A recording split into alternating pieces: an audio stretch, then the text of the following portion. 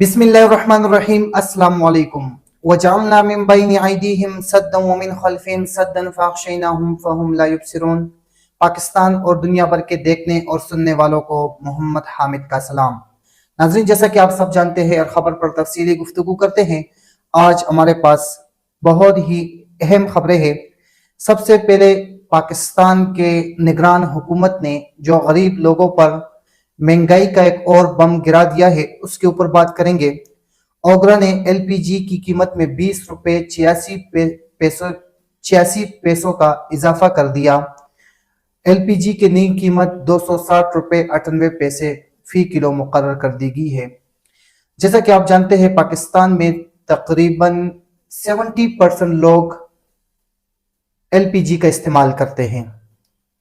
اگر پاکستان میں کہیں پہ بھی سوئی نادرن گیس موجود ہے، اس کا پاکستان کے لوگوں یا غریبوں میں گیس کا دن میں 2 گھنٹے آنا اور 22 گھنٹے آنا ناممکن ہے۔ اس کے اوپر غریب لوگ ایل پی جی پہ گزارا کرتے ہیں، گیس بھرواتے ہیں، اپنے گھر کھانا پکانا اور اس پر اپنی ضروریات پوری کرتے ہیں۔ لیکن بجلی تو آج سے پہلے آپ لوگوں نے دیکھی کہ مہنگی کرا دی گئی ہے۔ پاکستان میں پر یونٹ 75 روپے فروخت کیا جا رہا ہے پاکستان کے لوگوں پر۔ پیٹرول کا آپ لوگوں نے سنا کہ اس کے ساتھ حکومت نے کیا کیا ہے، جو غریب لوگوں کو فروخت کرتے ہیں، کس قیمت پر فروخت کرتے ہیں۔ یہاں پہ آج اوگرا کی طرف سے غریب عوام پر ایل پی جی کی بھی بم گرا دیا گیا ہے۔ پاکستان کہ غریب عوام جائے تو کہاں جائے۔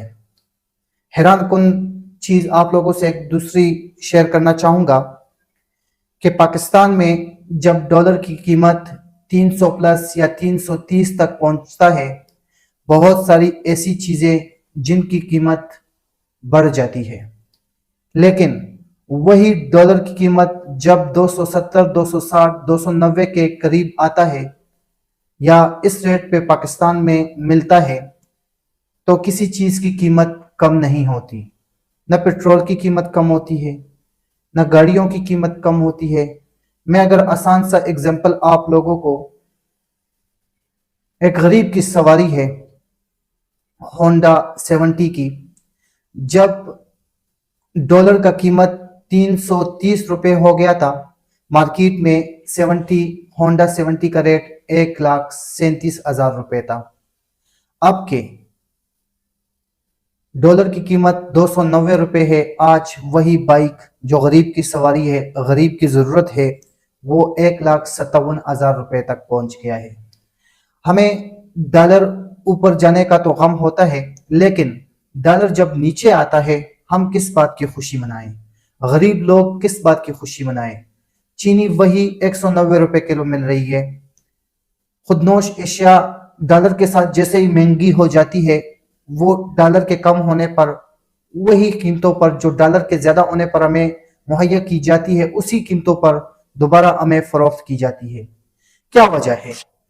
کیا ہمارا جو یہ پاکستان کا نظام ہے، یہ سسٹم ہے، یہ سویا ہوا ہے، یا ان کا جو نظام ہے وہ ریموٹ کنٹرول ہے، یا کس کا اتنا پاور ہے کہ ریموٹ اس کے ہاتھوں میں تھما کر ان کے اوپر کوئی ایکشن نہیں لیا جا رہا؟ اس کے بعد آپ لوگوں نے تو سنا ہوگا، ہم نے بھی کافی مرتبہ سنا ہے کہ انڈین آرمی جموں کشمیر میں مسلمانوں پر ظلم ڈھاتی ہے، ان کو تکلیفات دیتی ہے، اسٹیٹ فائر ان کے اوپر کرتی ہے، شیلنگ برساتی ہے، لاٹھی چارج جموں کشمیر کے مسلمانوں پر انڈین آرمی کی طرف سے ہوتی رہتی ہے۔ ہمارے نیوز بہت سارا ٹائم اس کو دکھاتی ہے کہ جموں کشمیر میں انڈین آرمی نے اتنا ظلم کیا، لیکن آج کے دن مظفر آباد میں تاجران برادری کا ایک دھرنا تھا۔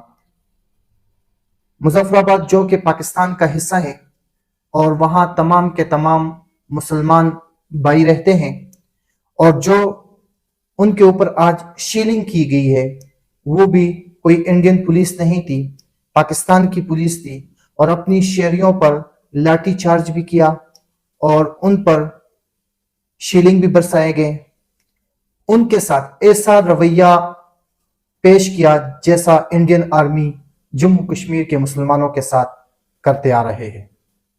ایک دوسری خبر کل کی یہ ہے کہ آج تو میں نے آپ کو مظفر آباد کا صورتحال بیان کر دیا، لیکن کرک میں کل پاکستان تحریک انصاف کا جلسہ تھا۔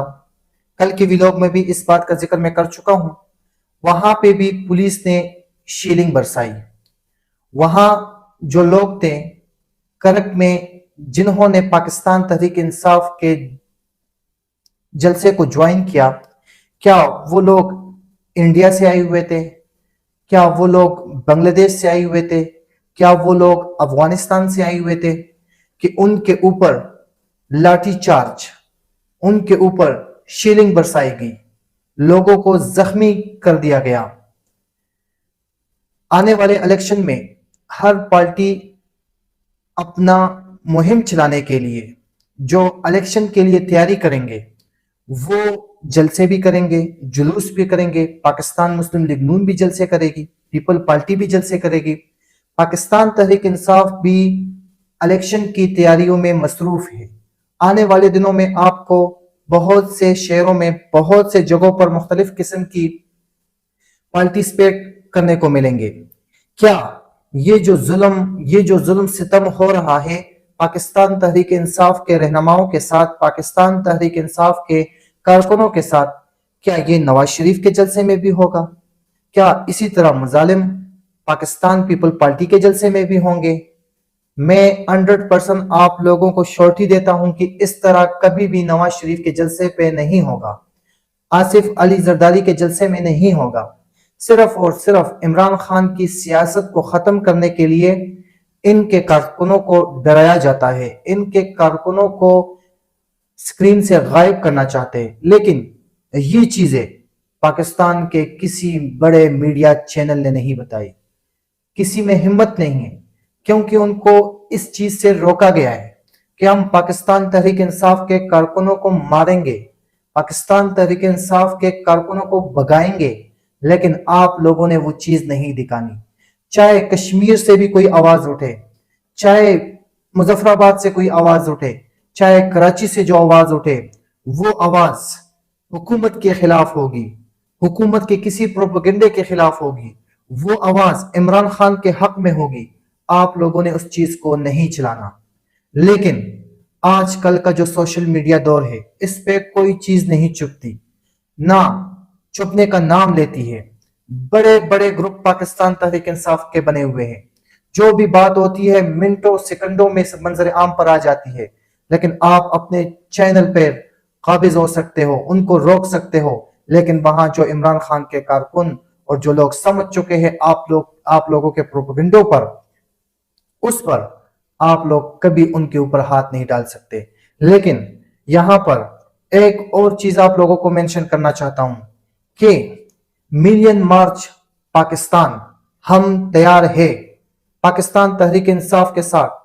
پاکستان تحریک انصاف کے کور کمیٹی نے ایک بہت بڑا اعلان کیا ہے، آنے والے دن بہت ہی ضروری سمجھتے ہیں کہ ہم ایک ملین مارچ کا آغاز کرتے ہیں، اور ملین مارچ میں تمام کے تمام پاکستانی تیار رہے، اور پاکستانی اس بات پر ہر کوئی، ہر فرد، ہر بچہ، ہر جوان، ہر گھر سے ماں بہن نکلے اور اس مارچ میں اپنا حصہ ڈالے، کیونکہ ابھی جو کال آنے والی ہے پاکستان تحریک انصاف کے چیئرمین کی طرف سے، یہ کال آپ لوگوں کی تقدیر بدل سکتی ہے، یہ کال آپ لوگوں کو غلامی سے آزاد کرا سکتی ہے۔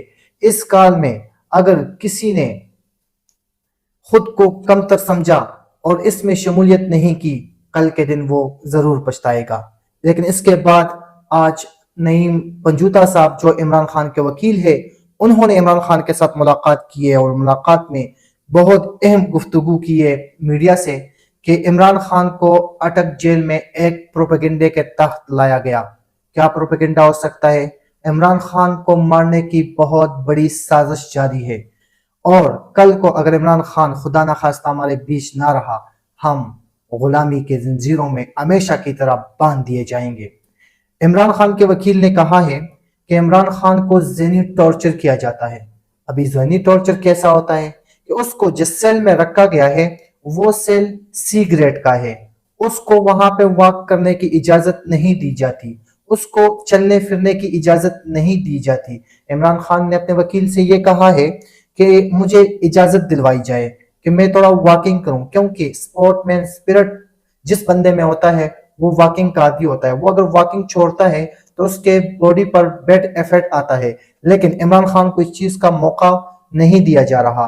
اس چیز پر عدالت کب سے خاموش بیٹھی ہے؟ میں عدالت سے التجا کرتا ہوں کہ کیا وجہ ہے کہ ملک کا ایکس پرائم منسٹر جس کو جو سہولیات دینی چاہیے وہ اسے کیوں نہیں مہیا کیے جاتی، یا اس سے پہلے جو نواز شریف جیل میں تھے اس کو گھر سے کھانا دیا جاتا تھا، لیکن عمران خان کو اگر آپ گھر سے بھی کھانا نہیں دیتے تو اس کے ڈاکٹر کے مطابق جو ڈاکٹر ان کو کہتے ہیں وہ چیز تو کھلائی جائے، اس پر بھی سماعت نہیں ہو رہا، اس پر بھی کیس دن بدن آگے بڑھاتے جاتے ہیں۔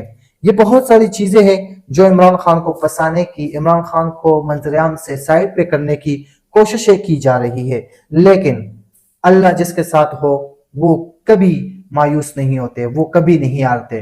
یہ جنگ عمران خان نے پاکستان کے غریب عوام کے لیے، پاکستان کے نوجوانوں کے لیے شروع کیے ہیں۔ اجازت چاہوں گا آپ دوستوں سے، مجھے دیجیے اجازت۔ اللہ حافظ۔